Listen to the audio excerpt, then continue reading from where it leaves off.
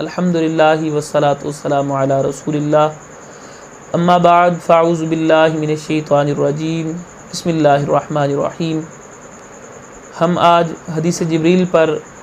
گفتگو کریں گے۔ سب سے پہلے حدیث جبریل سنتے ہیں۔ حضرت عمر بن خطاب رضی اللہ تعالیٰ عنہ اس حدیث مبارکہ کے راوی ہیں۔ آپ فرماتے ہیں کہ ہم آقا علیہ السلام کی بارگاہ میں حاضر تھے۔ ایک شخص آیا اور آقا علیہ السلام کے قریب بیٹھ گیا، اتنا قریب بیٹھا کہ اس کے زانو آقا علیہ السلام کے زانو اقدس سے چھو گئے، اور ہم نے دیکھا کہ یہ شخص اس علاقے کا نہیں ہے، ہم ان کو پہلے نہیں جانتے، لیکن آقا علیہ السلام کے اس قدر قریب ہوا تو آقا علیہ السلام نے بھی تعجب کا اظہار نہ کیا، جس سے ہمیں یہ لگا کہ آقا علیہ السلام پہلے ان کو جانتے ہیں۔ حضرت عمر رضی اللہ تعالیٰ عنہ فرماتے ہیں کہ اس کے باوجود کہ ان کے بال بالکل سیاہ ہیں اور ان کے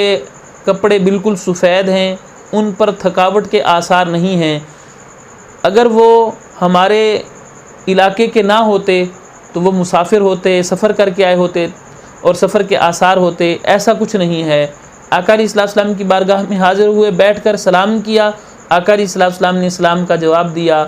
اور انہوں نے آقا علیہ السلام کی بارگاہ میں سوال کیا، یا رسول اللہ ارشاد فرمائیں کہ اسلام کیا ہے؟ آقا علیہ السلام نے ارشاد فرمایا کہ اسلام یہ ہے کہ تم گواہی دو کہ اللہ ایک ہے، رسول اللہ صلی اللہ تعالیٰ علیہ وسلم اللہ کے رسول ہیں، اور نماز ادا کرو، حج ادا کرو، اگر استطاعت رکھتے ہو روزہ رکھو۔ اور آقا علیہ السلام نے اسلام کے متعلق ارشاد فرمایا۔ انہوں نے پھر سوال کیا کہ ایمان کیا ہے؟ آقا علیہ السلام نے ایمان کے متعلق ارشاد فرمایا کہ اللہ پر یقین رکھنا، کتابوں پر، فرشتوں پر یقین رکھنا، رسولوں پر یقین رکھنا، روز قیامت پر یقین رکھنا، اور اچھی بری تقدیر پر یقین رکھنا، یہ ایمان ہے۔ آقا علیہ السلام نے ایمان کے متعلق بھی ارشاد فرمایا۔ انہوں نے پھر سوال کیا اور انہوں نے کہا کہ احسان کیا ہے؟ آقا علیہ السلام نے ارشاد فرمایا کہ تم نماز اس طرح سے ادا کرو گویا تم اللہ تعالیٰ کو دیکھ رہے ہو، اور اگر ایسا نہ ہو تو کم از کم یہ ہو کہ اللہ تعالیٰ تمہیں دیکھ رہا ہے۔ جب انہوں نے یہ سوال کیے، آقا علیہ السلام جیسے جواب ارشاد فرماتے تو وہ اس جواب کی تصدیق کرتے ہوئے یہ کہتے کہ آپ نے ٹھیک کہا ہے۔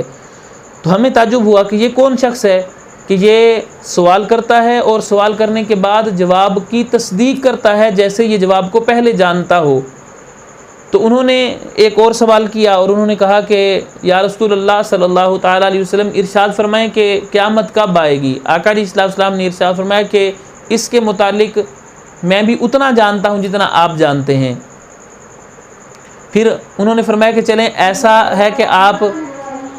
قیامت کی نشانیاں ہی بیان کر دیجئے۔ تو آقا علیہ السلام نے قیامت کی نشانیاں بیان فرمائیں۔ آقا علیہ السلام نے ارشاد فرمایا کہ لونڈی اپنے آقا کو جنے گی، اور ننگے پاؤں والے، ننگے بدن والے اپنے محلوں پر فخر کریں گے۔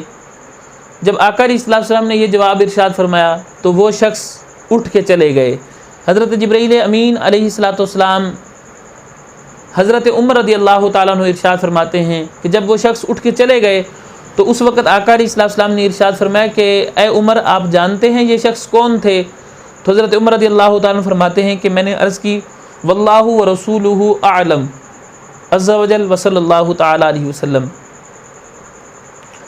آقا علیہ السلام نے ارشاد فرمایا کہ اے عمر یہ حضرت جبرائیل امین علیہ السلام تھے جو آپ کو، یعنی آقا علیہ السلام نے ارشاد فرمایا کہ میری امت کو دین سکھانے کے لیے حاضر ہوئے تھے، دین کی معلومات دین کے متعلق بتانے کے لیے حاضر ہوئے تھے۔ تو آقا علیہ السلام نے یہ ارشاد فرمایا۔ تو یہ حدیث جبریل ہے، اس پر مختصر سی میں گفتگو کرتا ہوں۔ حضرت جبرائیل امین علیہ السلام آقا علیہ السلام کی بارگاہ میں انسانی شکل میں بشری لبادہ اوڑھ کے حاضر ہوئے، اور یہ پہلی مرتبہ نہیں تھا۔ حضرت مریم سلام اللہ علیہ کے پاس بھی اسی طرح حاضر ہوئے تھے، اور جب آقا علیہ السلام کی بارگاہ میں وہی لے کر آتے تھے تو اس وقت حضرت دحیہ کلبی رضی اللہ تعالیٰ عنہ جو صحابی رسول ہیں ان کی شکل میں آیا کرتے تھے، تو یہ پہلے بھی آیا کرتے تھے۔ تو یہ آقا علیہ السلام حضرت جبرائیل امین علیہ السلام کو جانتے تھے۔ پھر آقا علیہ السلام کی بارگاہ میں گھٹنوں کے بل بیٹھے، اور جس طرح نماز میں تشہد کی حالت میں بیٹھتے ہیں اسی طرح بیٹھے، تو یہ مفتی احمد یار خان نعیمی رحمۃ اللہ تعالی علیہ آپ ارشاد فرماتے ہیں کہ یہ ان کا اس طرح سے بیٹھنا یہ آقا علیہ الصلوۃ والسلام کے ادب کے لیے تھا، اور یہ نماز کسی کیفیت میں سے تھا، اور نماز کی کیفیت کمال ادب ہے، اس لیے آقا علیہ الصلوۃ والسلام کی بارگاہ میں اس انداز میں بیٹھے۔ اگر کوئی بندہ آقا علیہ الصلوۃ والسلام کے دربار در بار گوہر بار پر انوار پر حاضر ہو اور نماز کی حالت میں ہاتھ باندھ کے آقا علیہ الصلوۃ والسلام کی بارگاہ میں کھڑا ہو تو اس کو کوئی تان و تشنیع نہ کرے، اس پر کوئی جملے نہ کسے کہ یہ اس نے ایسی شکل کیوں بنائی ہے، کیونکہ وہاں حاضر ہونا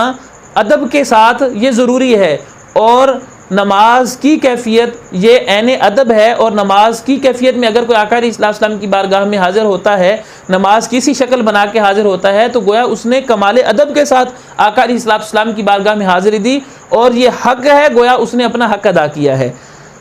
حضرت جبریل امین آقا علیہ الصلوۃ والسلام کی بارگاہ میں سوال کرتے ہیں، اور مفتی احمد یار خان نعیمی رحمۃ اللہ تعالی علیہ مرات المناجی میں اس کو لے کے آئے ہیں، اور ایمان کے باب میں لے کے آئے ہیں۔ تو ایمان کی وضاحت کرنا مقصود تھا، آقا علیہ الصلوۃ والسلام نے بیان فرمایا، پھر آقا علیہ الصلوۃ والسلام نے اسلام کے متعلق بھی ارشاد فرمایا، احسان کے متعلق بھی ارشاد فرمایا۔ پھر آقا علیہ الصلوۃ والسلام کی بارگاہ میں ایک سوال ہوا جو بہت بڑا مسئلہ بنا ہوا ہے، اس پر ہر بندہ اپنے انداز میں کمنٹ کر رہا ہے اور اپنے انداز میں گفتگو کر رہا ہے۔ تو حضرت جبریل امین علیہ الصلوۃ والسلام نے آقا علیہ الصلوۃ والسلام کی بارگاہ میں حاضر ہو کر عرض کی کہ آپ ارشاد فرمائیں کہ قیامت کب ہے۔ اب یہاں پر باتیں ہوتی ہیں، اگر آقا علیہ الصلوۃ والسلام کو پتہ ہوتا، آقا علیہ الصلوۃ والسلام بتا دیتے قیامت کب ہے، اور آقا علیہ الصلوۃ والسلام کو علم غیب ہوتا تو اس چیز کا بتا دیتے۔ الامان والحفیظ، اللہ تعالی ہم سب کے ایمان کی حفاظت فرمائے۔ وہاں پر آقا علیہ الصلوۃ والسلام کا یہ ارشاد فرمانا کہ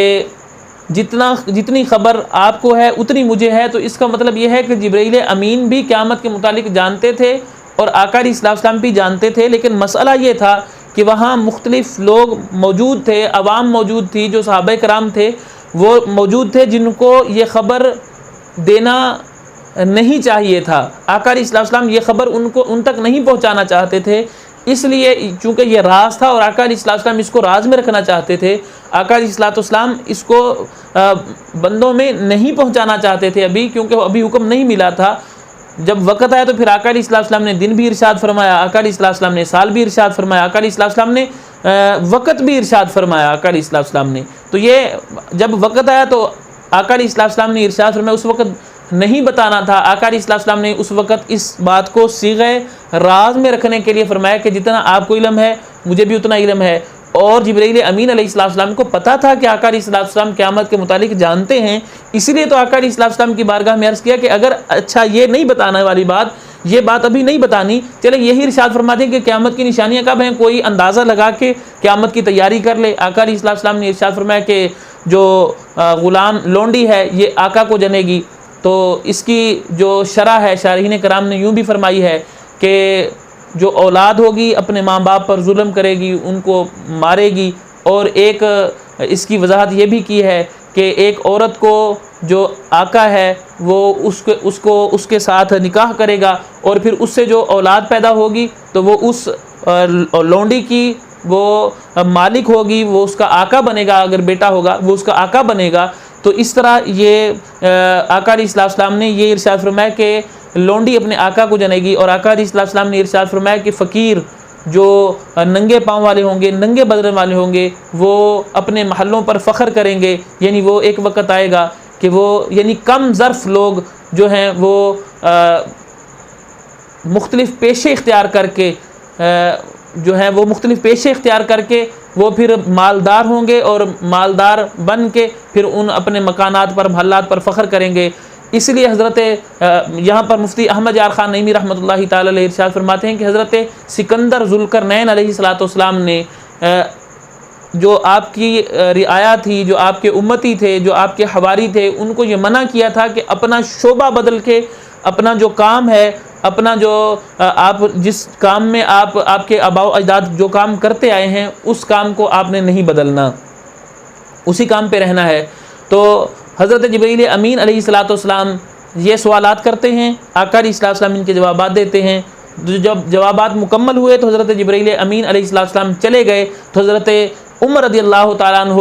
سے آقا علیہ الصلوۃ والسلام نے ارشاد فرمایا کہ اے عمر، آپ جانتے ہیں یہ شخص کون تھے؟ اب حضرت عمر رضی اللہ تعالیٰ عنہ کا عقیدہ دیکھیے. حضرت عمر رضی اللہ تعالیٰ عنہ کا وہ عقیدہ تھا جو الحمدللہ میرا ہے، اور وہ عقیدہ تھا جو امام احمد رضا خان رحمۃ اللہ تعالی علیہ کا ہے. اور امام احمد رضا خان رحمۃ اللہ تعالی علیہ کے عقیدے کے ساتھ ساتھ حضرت عمر رضی اللہ تعالیٰ عنہ کا وہ عقیدہ تھا جو مرشدی عطار کا عقیدہ ہے،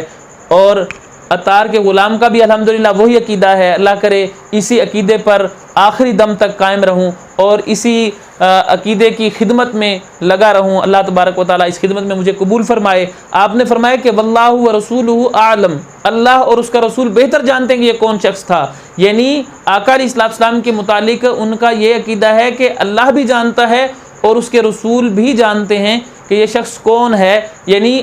اللہ تبارک و تعالیٰ اپنے علم حقیقی کے ساتھ، اور آقا علیہ السلام جو اللہ تعالیٰ نے آقا علیہ السلام کو علم عطا فرمایا تھا اس علم کے ساتھ جانتے ہیں کہ یہ کون تھے. پھر آقا علیہ السلام نے یہاں پر ان کو روکا بھی نہیں کہ یہ کیا کیا ہے آپ نے، مجھے اور اللہ کو ملا دیا ہے. اللہ بھی جانتا ہے، رسول بھی جانتے ہیں. تو آقا علیہ السلام اپنے غلام کی اس بات کو سمجھتے تھے کہ ان کا یہ کہنا ملانے کے لیے نہیں تھا، بلکہ یہ بتانے کے لیے تھا کہ اللہ بھی جانتا ہے اور اللہ کی عطا سے ان کے رسول صلی اللہ تعالیٰ علیہ وسلم بھی جانتے ہیں. پھر آقا علیہ السلام نے خود ہی وضاحت فرمائی کہ حضرت جبرائیل امین تھے جو امت کو سکھانے کے لیے آئے تھے. اسلام کے متعلق سکھایا، ایمان کے متعلق سکھایا، نماز کے متعلق سکھایا، قیامت کے متعلق سکھایا، اور قیامت کے متعلق یہ بھی ارشاد فرمایا کہ اس کی نشانیاں کیا ہیں. مختلف جگہوں پر اور بھی نشانیاں بیان کی گئی ہیں. اللہ تبارک و تعالیٰ کی بارگاہ میں دعا ہے اللہ تبارک و تعالیٰ ہمیں آقا علیہ السلام کے فرامین سمجھنے کی توفیق عطا فرمائے، صحابہ و اہل بیت کے عقیدے پر ہمیں کاربند فرمائے، آقا علیہ السلام کی غلامی میں استقامت عطا فرمائے. آمین.